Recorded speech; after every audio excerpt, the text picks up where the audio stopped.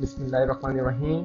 peachtree.com में खुशामदीद। Viewers, हम पहले भी जैसा कि जिक्र कर चुके हैं कि PHP की फंक्शनैलिटी किस तरह से काम करती है, और मैंने आपको बताया कि PHP इटसेल्फ काम नहीं करती, बल्कि आपका जो ब्राउज़र है वो HTML कोड को अंडरस्टैंड करता है और आपका जो सर्वर है वो PHP के कोड को कन्वर्ट कर देता है आपके HTML कोड के अंदर। तो इसको ज़्यादा बेहतर तौर पर समझने के लिए आइए देखते हैं कि PHP की ऑपरेशनल ट्रेल क्या है।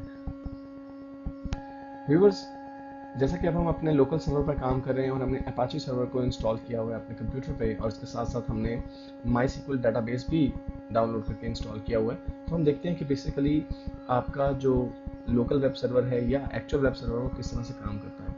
जब आप ब्राउज़र में कोई वेब URL लिखते हैं या एड्रेस लिखते हैं, जैसे कि अभी हमने अपने एक सैम्पल पेज क्रिएट किया था हेलो वर्ल्ड का, तो हम उसका पूरा URL लिखते थे कि लोकल होस्ट में किस फोल्डर में जाके आपको वो पेज जो है लोकेट करना है। जब आप ब्राउज़र में कोई URL लिखते हैं तो ब्राउज़र वो URL ढूंढता है आपके सर्वर पे आके, उस सर्वर पे आके उस पेज को फाइंड करता है। वो hello.php नामी फोल्डर फाइल को जब फाइंड करता है तो उसकी जो एक्सटेंशन है वो PHP है। अब PHP को ब्राउज़र अंडरस्टैंड नहीं कर सकता, इसलिए सर्वर क्या करता है, सर्वर उसके लिए प्रोसेसिंग करता है।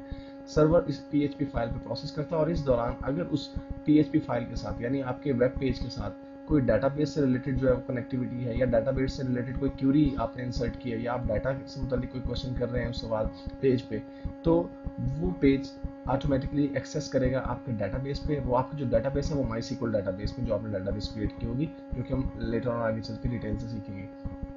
डाटाबेस से वो इन्फॉर्मेशन दोबारा आपको पेज पे आ जाएगी और आपका सर्वर उसे कन्वर्ट कर देगा HTML कोड के अंदर, और फिर वो HTML कोड जो है आपके ब्राउज़र में डिस्प्ले होगा, क्योंकि आपने इस हकीकत को जहन में रखना है कि आपका ब्राउज़र HTML कोड को अंडरस्टैंड करता है, PHP कोडिंग को अंडरस्टैंड नहीं करता। और यही वजह है कि हमें एक वेब सर्वर की ज़रूरत पड़ती है अपने लोकल कंप्यूटर पे, ताकि हम PHP के जरिए वेब पेजेस को बनाने के बाद उसको प्रीव्यू भी कर सकें।